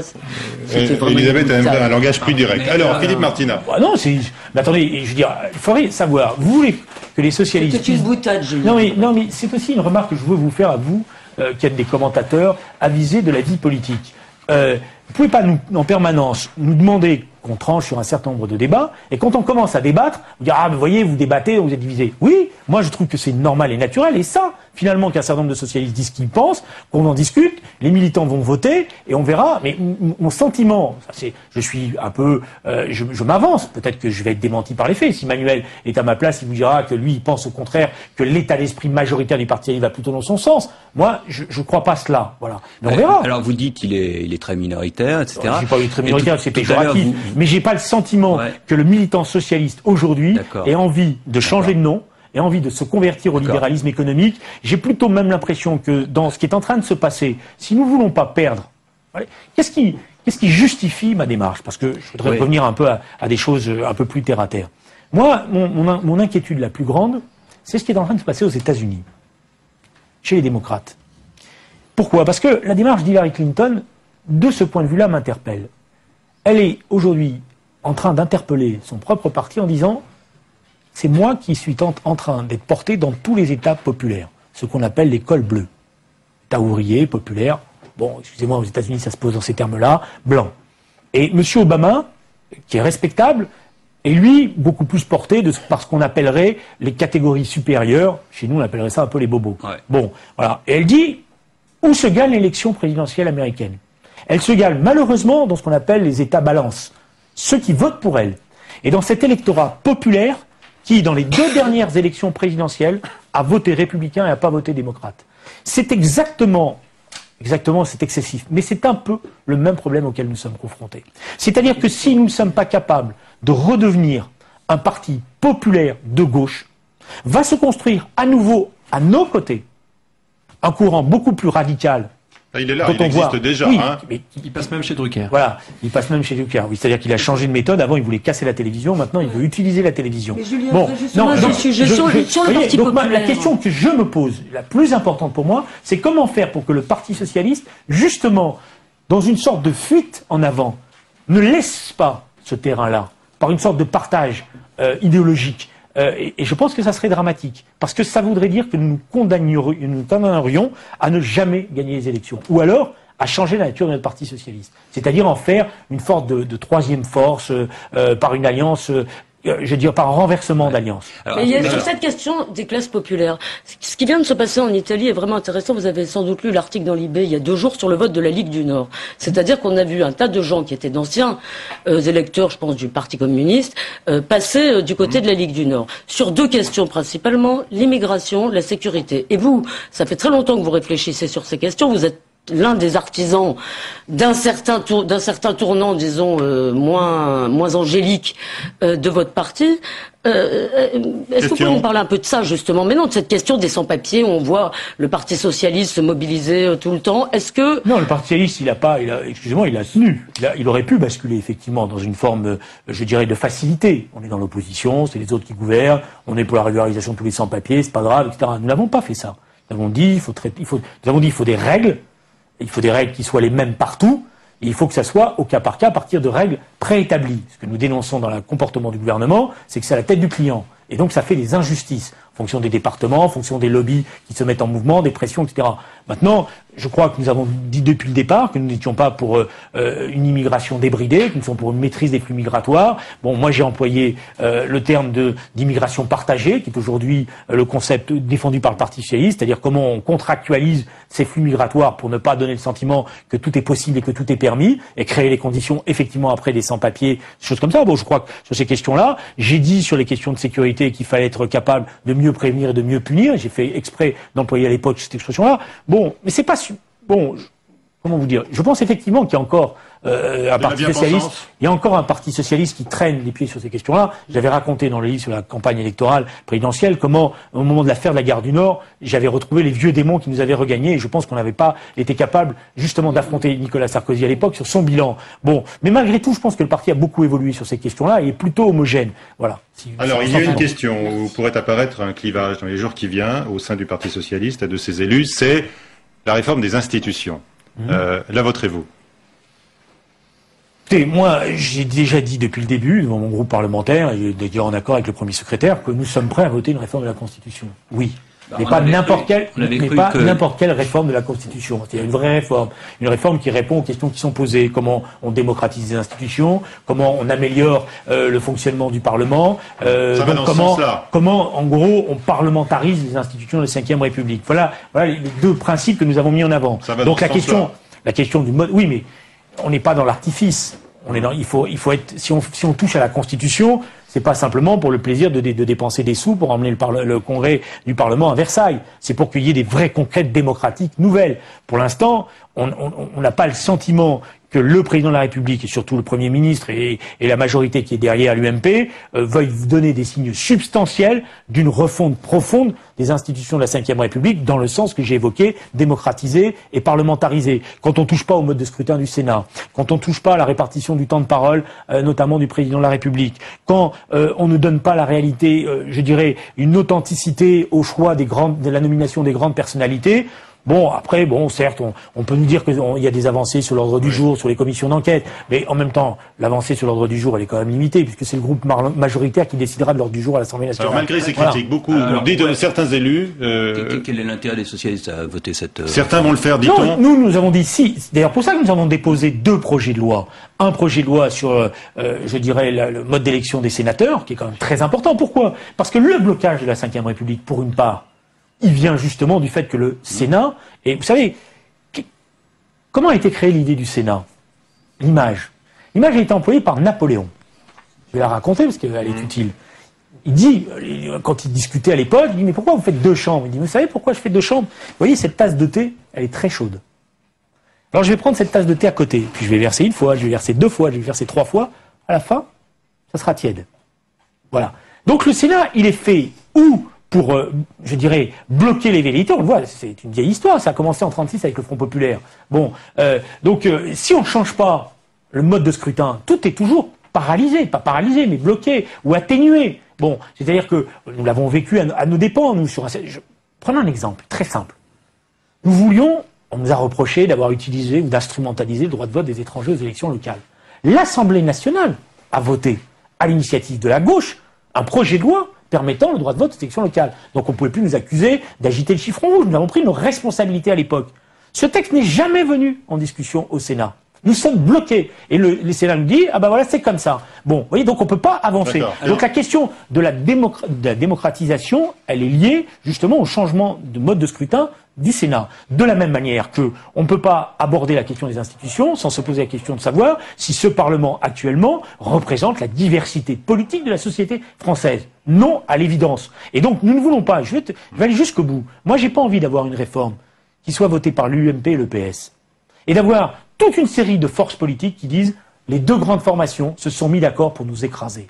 Je vois la propagande qui serait faite ou l'agitation qui serait liée à ça. Hein, on s'est réparti les choses. Donc, comme je ne veux pas cela, soit il y a un consensus politique, et notamment sur la question de la représentation proportionnelle. C'est-à-dire, nous ne disons pas nous ne sommes pas pour la proportionnelle intégrale, nous sommes justement. Mais ça, c'est pas dans la Constitution, le mode de scrutin. Oui, mais ce sont les éléments qui permettraient de donner un éclairage à cette réforme constitutionnelle. Si on nous dit qu'on veut restaurer les droits du Parlement, alors il faut lui donner une véritable représentation. Ou sinon, ce sont des mesurettes. Et à ce moment-là, on voit bien l'utilisation politique qui serait faite d'un président en situation affaiblie qui dit, voyez, j'ai changé la Constitution alors qu'il n'a rien changé du tout. Néanmoins, Julien Drey, il y a des élus socialistes qui vont voter oui à cette réforme des institutions. Et on parle d'une liste d'élus. Philippe Martinat, question sur le sujet. Une liste d'élus. Alors, vous venez faire l'état du bilan actuel, du débat actuel, et il y a une liste là de responsables du parti qui s'apprêtent à dire nous on va voter. Moi, je suis pas. D'abord, je fais pas des listes, ces méthodes-là. Je fais pas la chasse aux sorcières. Une liste, c'est pas forcément la chasse aux sorcières. C'est une liste de gens qui se revendiquent favorable à la réforme. Qu'il y ait des socialistes qui soient tentés de voter cette réforme, oui, c'est normal, c'est un débat entre nous. Bon, maintenant, nous avons... Un débat qui dure quand même. Oui, alors, tant mieux. Un débat qui avait été en partie tranché par le Bureau national. Le Bureau national a mis des conditions. Et il a dit, si ces conditions ne sont pas respectées, ou plus exactement... Vous venez de dire que pour l'instant, elles ne sont pas respectées. Oui, c'est pas à respecter, parce que nous ne sommes pas là pour dire... Néanmoins, il y a cette prise de position collective au sein du Parti socialiste pour la réforme. Si je peux là-dessus, qu'est-ce que vous avez à nous dire et comment est-ce que vous réagissez? Si je peux répondre et finir sur vos questions, on va débattre entre parlementaires. Maintenant, il y a un principe qui a été fixé dès le départ, c'est que nous aurions tous la même position. Voilà. Dès le départ. Il va falloir le tenir là, hein. C'est pas gagné. Oui, mais vous savez, je vais vous faire une remarque. On est à la veille du congrès du Parti socialiste. Moi, c'est un conseil que je donne à un certain nombre de mes amis. Je ne suis pas sûr que les militants socialistes qui vont être amenés à être consultés et à voter aient gardé un bon souvenir des ruptures de discipline collective qui sont nos règles de vie en commun passées. Et j'ai même le sentiment que c'est quelque chose qui revient régulièrement. Il va falloir quand même, une fois pour toutes, qu'on puisse vivre ensemble, c'est-à-dire discuter, dialoguer, avoir des opinions différentes, mais après agir en commun. C'est une question aussi très importante quand même. À ce moment-là, chacun fait son parti. À ce moment-là, si chacun fait ce qu'il veut, il n'y a pas besoin de discussion. Donc cette liste de soutien à la réforme des institutions, c'est un coup bas ou un... Écoutez, moi j'ai été, je le dis d'autant plus à l'aise, vous me connaissez, j'ai été 17 ans minoritaire au Parti socialiste. Et sur des questions qui n'étaient pas des petites questions. Quand il s'agit de voter pour ou contre une guerre, c'est pas la même chose que savoir si on donne du temps de parole aux uns et aux autres. Hein, quand il s'agit de voter sur les questions qui étaient lourdes du traité à l'époque d'Amsterdam, ce n'était pas des petites questions. J'ai accepté la discipline. Sauf que sur des questions identitaires, j'ai dit à un moment donné, je vote contre, mais j'ai pas fait campagne contre mon parti, j'ai pas fait des appels, j'ai pas participé. Voilà. Donc il y a des règles de vie collective qui doivent être restaurées. Et moi, je vais aller jusqu'au bout. Pour que les choses soient claires. C'est ma position personnelle, là. Hein. C'est pas le Parti socialiste, pas la direction du Parti socialiste. Si à un moment donné, on estime qu'il y a un problème majeur, il ne faut pas avoir peur de consulter les militants. Mais si on consulte les militants, après, il faut accepter le vote. Donc, si un certain nombre... Vous savez, nous avons des procédures chez nous qui permettent justement, y compris, de faire des référendums militants. Donc, si un certain nombre de responsables autour de cette question constitutionnelle estiment que c'est une question très importante, à eux de défendre leurs idées devant le parti. Voilà, et puis on verra bien. Ça ne me gêne pas. Mais si vous voulez, je crois connaître par expérience un peu mon parti, sa sensibilité, et j'ai pas le sentiment que si on lui dit qu'on fait une réforme de la Constitution dans laquelle il n'y a pas une réforme de mode du scrutin du Sénat, une dose de proportionnel, une nouvelle répartition du temps de parole, notamment par rapport au président de la République, une constitutionnalisation des grandes nominations qui fasse que ça soit indiscutable, j'ai pas le sentiment qu'il ait envie de se précipiter dans une vote de certains élus socialistes vont quand même non voter cette réforme en estimant qu'il n'est pas raisonnable de la bloquer malgré ces réserves que vous faites. Qu'il n'est pas raisonnable de ne rien changer. Que chacun, mais c'est pas le problème. Vous savez, qui peut le plus, peut le moins. Je connais la formule. Je la connais. Et donc, je sais même, je vois déjà qu'il y a un certain nombre de grands éditorialistes s'apprêtent à nous faire la leçon, à nous les socialistes. J'entendais sur une autre chaîne concurrente déjà quelques éditorialistes, dont j'ai pas bien compris d'ailleurs s'ils étaient encore des éditorialistes ou déjà des militants, nous expliquer... vous critiquez la presse vous aussi? Oui, mais pourquoi j'aurais pas le droit de critiquer la presse? Parce que c'est dans l'air du temps. Ah ben non, c'est incroyable ça. C'est-à-dire que donc on n'a rien le droit de dire. La presse a raison contre. Voilà, excusez-moi, la presse. C'est le job de la presse d'exprimer des opinions. C'est la presse divine comme la gauche divine. Alors non, je pense qu'il y a aujourd'hui. Je regarde. Mais c'est vrai que la presse soutient majoritairement, on peut le dire, la réforme des institutions, de La Croix au Figaro, en passant par Libération, qui semble avoir un préjugé favorable. Mais non, que de la presse. C'est une presse d'opinion. Donne son opinion, c'est une chose.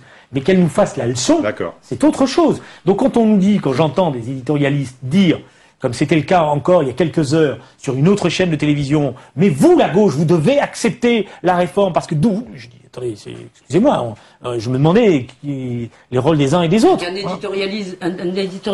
éditorialiste, ça n'est pas très... Non, mais qu'il me fasse la leçon. D'accord, mais qu'il donne son avis, c'est une chose. Voilà. Mais ne perdons pas de temps là-dessus. Simplement sur la réforme, en fait, je vois que tout le monde est très passionné par ces questions. Est-ce que quand même, le problème n'est pas plutôt... Moi, je suis modérément passionné. Est-ce que le problème n'est pas plutôt des problèmes de pratique du pouvoir, et ces problèmes, on les voit depuis de Mitterrand à Chirac, à Sarkozy, et pour l'instant, on les voit pas tellement bouger. Est-ce que les problèmes ne sont pas dans des pratiques du pouvoir plutôt que dans des mécanismes simplement institutionnels? Ça, je vais être honnête, c'était François Mitterrand qui me disait ça.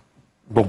Et quand on lui parlait réforme de la Constitution, 6e République, on était jeunes, on allait le voir, on disait mais non, c'est pas un problème.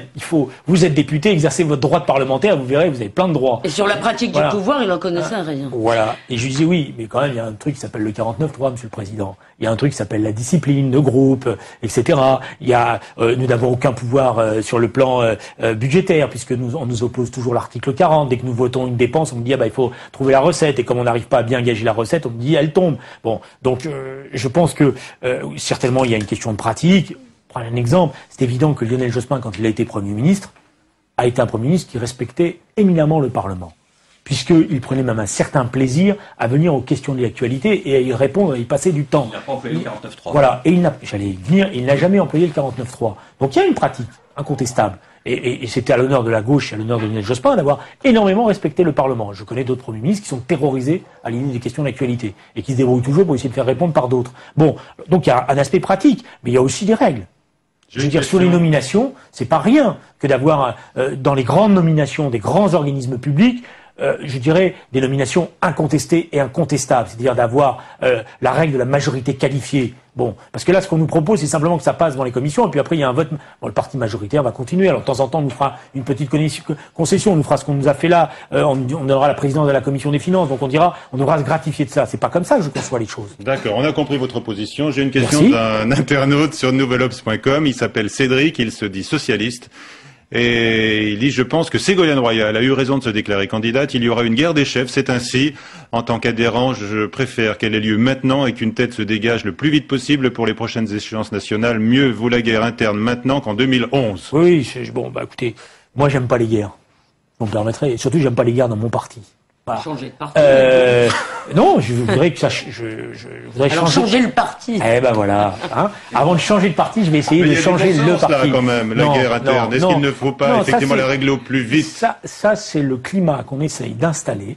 Alors, ceux qui sont candidats à la présidence, sont candidats au poste de premier secrétaire, mais dont on comprend bien, y compris en lisant leurs ouvrages et leur prise de position, que la prise du parti est l'instrument nécessaire et l'instrument nécessaire à leur candidature après, essaye de créer cette situation, cette sorte de formule mathématique. Il faut, pour être candidat, il faut diriger le parti. Donc je suis obligé d'en passer par la case premier secrétaire pour pouvoir, etc. Et sinon, voilà. Alors, je voudrais, si vous me permettez, faire deux remarques. Oui. Puisqu'on nous dit, mais dans les autres pays, j'entends souvent ça, on nous dit, mais dans les autres pays, c'est le cas. C'est vrai.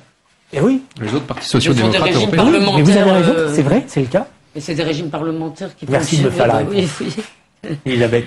Ben oui, mais parce que c'est des régimes parlementaires. Voilà, c'est des régimes parlementaires. Donc il y a une cohérence. D'ailleurs, ils sont souvent élus, non pas des scrutins nominaux, c'est souvent des scrutins proportionnels. Donc c'est logique, on vote pour le parti, donc le chef du parti, etc. Nous ne sommes pas du tout dans cette situation-là. Nous sommes dans un système présidentiel qui implique que le candidat du parti, toujours, n'est pas que le candidat du parti. Et qu'il est amené toujours à se poser la question de l'élargissement. Si vous me permettez, ce qui fait par exemple à droite tout de même, Nicolas Sarkozy. Voilà, Nicolas Sarkozy a pris il l'a pris dans les derniers mois. Rappelez-vous. Je suis pas sûr que ça aurait été un parcours de santé pour lui s'il avait été patron de l'UMP dès 2002.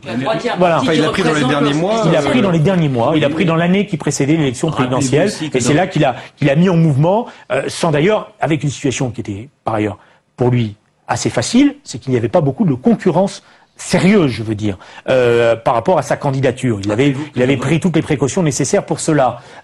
Donc, mon sentiment, c'est que si, alors en plus, moi je connais le Parti socialiste, quand même, j'ai cette prétention-là. Si nous faisons, qu'on nous propose, ce qu'on nous incite, ce que toutes les bonnes fées nous conseillent de faire, parce que je lis tous ces éditoriaux là aussi qui nous disent, bah oui, encore aujourd'hui, qui nous disent, mais voilà. Il y a pas mal de socialistes qui le préconisent aussi. Oui, ça, mais voilà. Alors, bon. Si vous faites ça, qu'est-ce qui se passe? Qu'est-ce qui va se passer? Est-ce que pour autant on a résolu notre problème de leadership? Est-ce que vous croyez que parce que le Congrès va voter pour Ségolène Royal ou pour Bertrand Delanoë, il a définitivement résolu son problème de leadership? Mais si ça avait été le cas, ça serait passé à la présidentielle. Une fois qu'on avait désigné notre candidate, les choses auraient dû être naturelles. Bon, nous n'avons pas pour l'instant, alors on peut le regretter, nous n'avons pas pour l'instant une autorité incontestable comme l'était celle de François Mitterrand sur le Parti socialiste comme sur la gauche dans les années 70 ou au début des années 80. Nous devons la construire progressivement. Mais nous ne la construirons pas comme le pense, je crois, un certain nombre de candidats. Parce que la question essentielle qui est posée, c'est ça qui me gêne dans toutes ces candidatures, c'est qu'elle esquive. Vous avez remarqué que personne dans ces candidatures ne revient sur nos défaites à l'élection présidentielle. Et d'un certain point de vue, la lecture qui découle de ces candidatures, c'est un problème de capacité. Choisissez-moi, moi je suis meilleur que l'autre. Voilà. Je ne vois pas, d'ailleurs vous allez avoir énormément de mal à faire le distinguo idéologique entre les uns et les autres. Non, j'en vois pas. Je crois qu'il y en a très peu. Royal Delanoë, même combat? Non, mais pas même combat. Pourquoi même combat? Même positionnement. Même positionnement, même programme. D'abord, même alors, heureusement, ils sont socialistes, sinon ça veut dire qu'ils pourraient pas. J'ai l'impression il va falloir ramer pour les uns et pour les autres pour aller trouver des différences. Parce que si la seule différence, elle est sur la démocratie participative, c'est quand même court pour faire un congrès du Parti socialiste. Et encore, Bertrand Delanoë, la revendique aussi. Voilà, on parle beaucoup de l'amour du parti, de la culture du parti. Ouais, d'accord, mais c'est pas une divergence idéologique, ça. Moi, l'amour du parti, je peux vous en faire des tonnes là-dessus. Puis vous savez comme moi, l'amour du parti, pas d'amour, il y a que des preuves. Et la meilleure manière d'aimer son parti, c'est peut-être de pas créer les conditions d'un affrontement mortifère à l'intérieur. C'est peut-être de prendre Alors, voilà, quel est le problème qui est posé? Alors, je voudrais finir. La vraie question sur laquelle moi j'aimerais entendre, je dirais des choses, c'est pourquoi nous avons perdu les élections présidentielles en 2002 comme en 2007 ou même en 95, même si celle de 95... uniquement là-dessus. Mais oui, parce que je pense que tant qu'on n'a pas répondu à cette question-là, on n'arrive pas à avancer. Parce que, c'est ce que je dis. La perte de la bataille d'idées. Voilà, c'est ça la question. Donc comment on restructure le parti pour qu'il devienne un instrument au service de ces batailles d'idées. Mais c'est pas des petites questions. Non, c'est les questions que vous imposez au début de l'émission. C'est des questions qui sont essentielles. Je veux dire, moi je considère par exemple que le candidat de la gauche en 2012 devra être le candidat uni de toute la gauche et qu'il leur faudra faire ce qu'on appelle des primaires qui permettront à toute la gauche de s'unir. Je pense que c'est extrêmement toujours périlleux pour la gauche d'aller diviser à une élection présidentielle et qu'il faut qu'elle trouve les conditions de son unité. Donc il faut il est bon pour pas s'arrêter. Non, qui a dit? Alors voilà, je suis aujourd'hui avec des ouvriers. La semaine dernière, j'étais avec des enseignants et vendredi, je serai avec les pêcheurs. Récemment. Mais tout le monde peut le dire. Non. Je veux dire, Nicolas Sarkozy? Eh bien non, c'est pas Nicolas Sarkozy, c'est Ségolène Royal. Tant mieux. Ce que je voulais vous dire, est-ce que vous n'avez pas le sentiment justement que la politique, que ce soit au PS, à l'UMP, je veux dire dans toutes ces modalités, est en train de devenir ça une espèce de marketing, si vous voulez. Elle a dit d'ailleurs, je ne cherche pas à engranger les gens. Contrairement à ce que des esprits simples auraient pu penser. Et donc, on a l'impression que, si vous voulez, il y en a un coup pour chacun. Et surtout, évidemment, on se montre sur le terrain, auprès des victimes. Est-ce que c'est ça la politique aujourd'hui? Non, mais c'est là le problème. C'est que si Ségolène fait ça, je le comprends, c'est qu'elle est déjà dans la préparation de l'échéance présidentielle. Et que donc, on est dans on est dans la reconstruction ou dans la construction d'une image, et qu'on va jouer en permanence d'une stratégie d'opinion avec une stratégie de parti. Et moi, je veux qu'on déconnecte les deux. C'est-à-dire que je pense qu'au moment où on est aujourd'hui, le Parti socialiste, il faut lui donner un peu d'air, il faut le laisser tranquille. Il faut le laisser à l'abri des stratégies d'opinion et de ces sondages récurrents qui nous disent ce que nous devons faire parce que les Français pensent comme ça, comme si les choses étaient aussi simples, comme si l'opinion n'était pas versatile. Et nous le savons tous. Et qu'elle peut se retourner, qu'elle se fabrique aussi l'opinion par notre intervention, parce qu'on lui donne des éléments de réflexion qu'elle n'a pas forcément aujourd'hui. C'est ça le rôle d'un parti politique. C'est pas simplement d'être là pour sélectionner le meilleur ou la meilleure. Bon, en tous les cas, c'est comme ça que je conçois le rôle d'un parti politique. C'est-à-dire une machine collective où on réfléchit ensemble, on détermine des idées et on va défendre après ces idées. Voilà. Et c'est comme ça qu'on conquiert l'hégémonie idéologique de la société. C'est pas tout à fait ce qu'on voit aujourd'hui. Mais non, mais je ne voudrais pas qu'on qu'on interprète mes propos comme une critique de Ségolène. Parce que mon sentiment, c'est qu'ils font tous pareil. Je vais vous dire un exemple. Pourquoi je dis ça? Parce que dimanche, je trouve que je fais une émission et je prends comme métaphore, alors chacun a ses métaphores, la métaphore du pâtissier qui fait une pièce montée et qui, au bout, met la figurine. Et puis, alors moi vraiment, je parlais de figurine, pour moi c'était tout le monde, puisque je dis même aux interviews, aux intéressés qui écoutent, je dis mais ça peut être un communiant, ça peut être un voilà. Et je me trouve avec une dépêche qui dit critique acerbe de Julien Drey à l'égard de Ségolène Royal. Pourquoi? Parce que figurine c'est féminin. Bon voilà. Donc je veux sortir de ça. Le débat vole. Julien Drey, attention aux métaphores. Vous avez commencé cette émission avec une métaphore cinématographique. Vous vous dites c'est mission impossible pour moi de prendre la tête du parti. Mais il réussit à la fin. Hein. Alors, Tom Cruise, sérieusement, plus sérieusement, justement. Qu'est-ce que vous donnez comme chance? Moi, je suis pas dans le pronostic. Je suis 5 secondes. Non, j'ai toutes mes chances, comme dirait l'autre. Et surtout, je pense que dans le moment actuel, la solution que je propose, c'est la solution pour le Parti socialiste aujourd'hui pour vivre comme une vraie formation populaire moderne. La figurine au-dessus de la pièce montée, ça peut être vous. Mais non, parce que moi, je ne suis pas candidat à l'élection présidentielle. Mais pour la tête du parti. Moi, je suis candidat à faire ce que je sais bien faire, c'est construire une machine politique pour gagner la bataille des idées. Et on rappelle le titre de votre livre, et maintenant qu'on a vu plusieurs fois, à l'image durant cette émission. Julien Drey, merci, à très vite.